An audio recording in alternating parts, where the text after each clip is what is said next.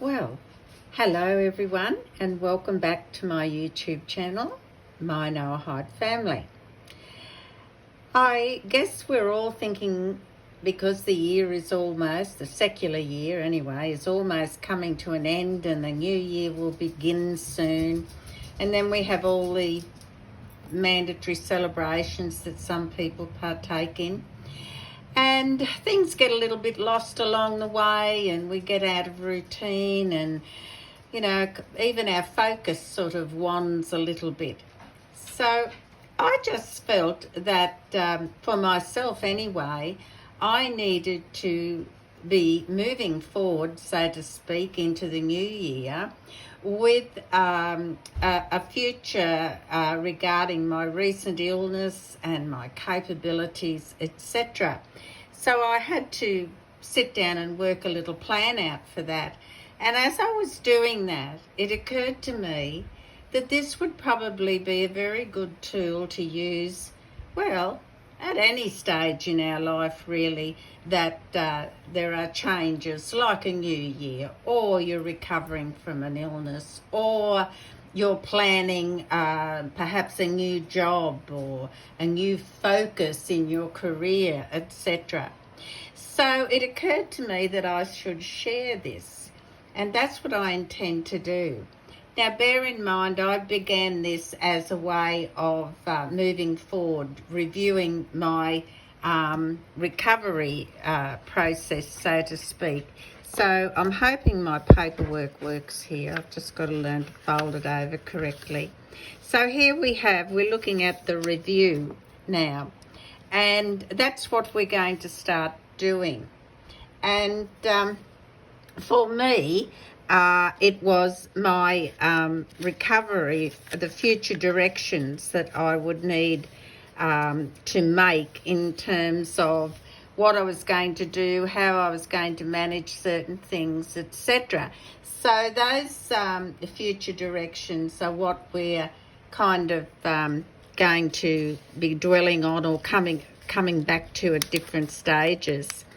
And then, of course, we come to looking at the reality of functionality. Now, this applies to us all, regardless of our circumstances. But for me, again, I'm using myself as an example. I had to look at how I was functioning. And so I'm looking at my capabilities, my reliability, and my relevance to the topic of what I consider I am reviewing or going forward with. So it is things like my relevance in terms of my YouTube channel, my relevance in terms of information that I put out there. Do I need to change things in order that I can be relevant and be reliable? Because that's important. And so I must not overstep what my capabilities are. So it's best for us not to perceive our capabilities are far greater than they actually are. We need to be realistic about those things. So let's come on to the next thing now. And this is about focus. So again, I'm using myself for an example, but you can translate this process to suit your own circumstances.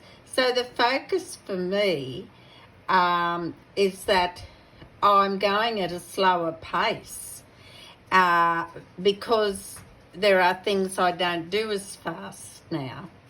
So that focus I need now to turn to what I need to prioritise.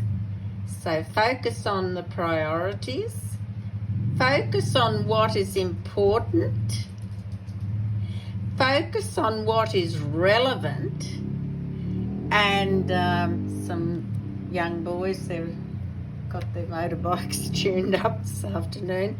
Back to the focus on what is achievable. So I'll just repeat those again, but you may have different subheadings.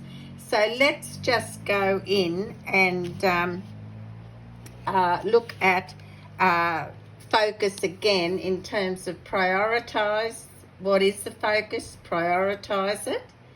And what is important, what is relevant, and what is realistically achievable. So that all comes under focus. Then we come over here and we're coming over to motivation.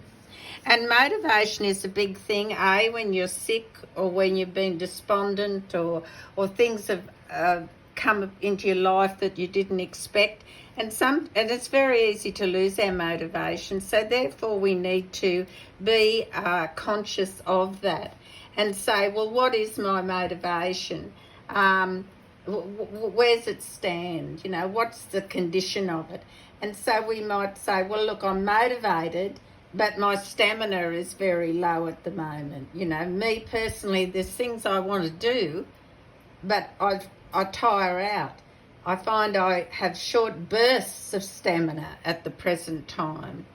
And I'm still needing to rest in the afternoons. Now, that's me personally. But you can relate that motivation to your circumstances. You know, have you overcommitted yourself? So therefore, you know, you've only got short bursts you can attend to. Do you find that you've got, as they say, too many branding irons in the fire at once? You know, they're all heating up at once, and so you haven't sort of allowed space and time and energy input into those things. So we all start off saying, oh yes, I can do this, this, this and this. Talking about motivation is easy, but actually keeping the pace, the momentum of motivation is not always as easy as you think it's going to be. So we have to be realistic about that. Then we're going on to this next one, which is time management. Oh dear, I think we can all take a deep breath here, can't we? We all have this problem at times.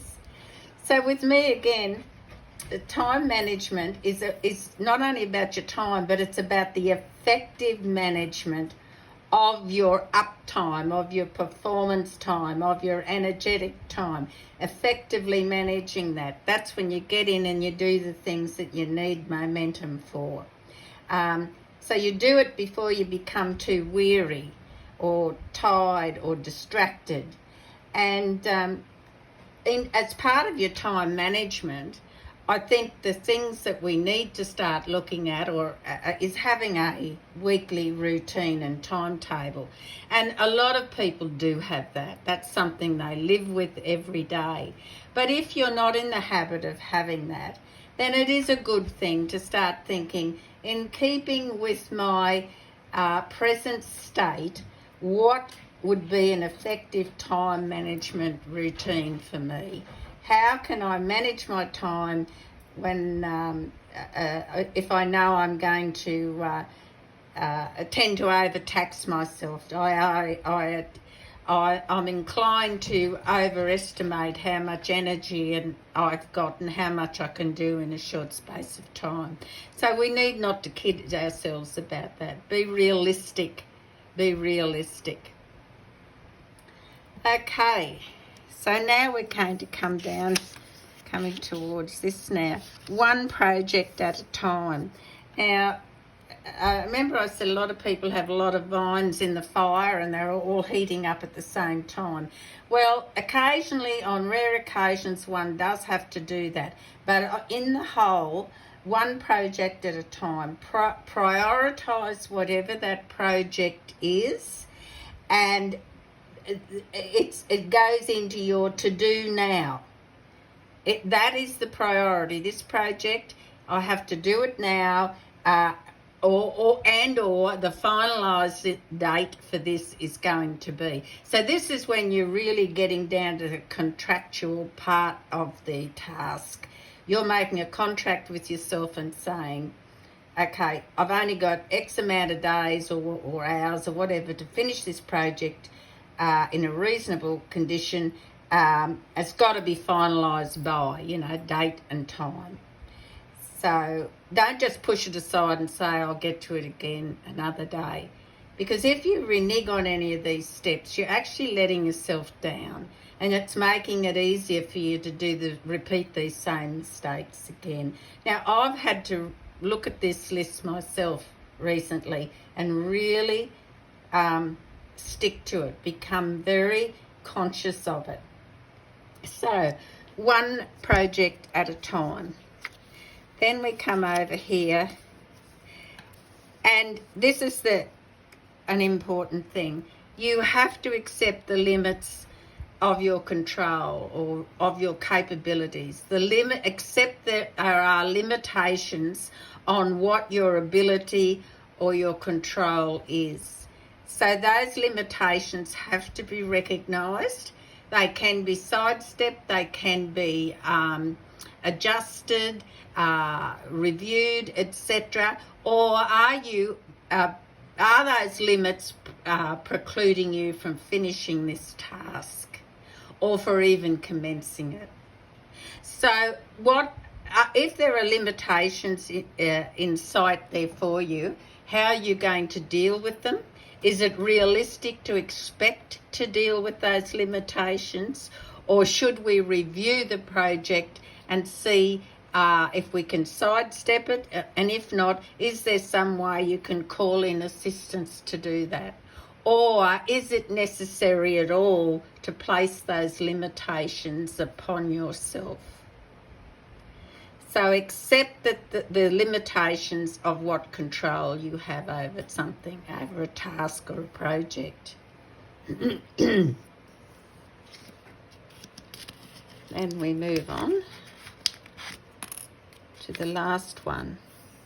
And I think this can never be overemphasised. How we think determines our personal happiness. And this is affected by many things. Simply by the way I have presented this today, if your focus goes out of whack, it tends to limit your happiness. If you've got too many projects going at once, it limits your happiness. Any one of these steps here, if we allow them to suddenly start ruling us, then we're going to have a lesser degree of happiness or contentment. And so we've got to start thinking that I want happiness. So how am I going to finish this task and retain a happy individual at the end, or maybe even happier than I already am? And that's common sense. It's reality. It's something we need. No matter how organised we think we are as individuals, how motivated and capable we think we are, we need to sit down at different times in our life and say, I need to review how I do things. And to some of us, like me, it comes, without warning. You just have to think, well, can I manage everything I do? Can I get around it some other way? Are there necessarily things I have to do? Somebody else could be doing that for me, etc. So these are good yardsticks to apply. And always remembering the end square, the end oblong here is how we think determines our happiness. So don't set yourself up to fail. Don't set yourself up to be disappointed. Don't set yourself up to be inundated with things in all reality you can't complete at a given time. Be realistic, and again it comes back to accepting the limits of your control. That is where we often make the mistake. I hope this has been some help to you. It's certainly something I'm continuing to practice, and please do concentrate on determining your own happiness, but you won't get to that until you follow some steps to make sure that occurs. And when you're happy, you feel great, and that's how we should be feeling all the time. And when we get out of focus and we get off the track of our direction, we forget things like the simple things of praying, talking to God, and we get so far from the center of everything that things that under normal circumstances we wouldn't dream of overlooking, we suddenly discard when we get into these bog holes, as I call them. So move forward, follow these simple steps, and be happy. Please take care, and God bless.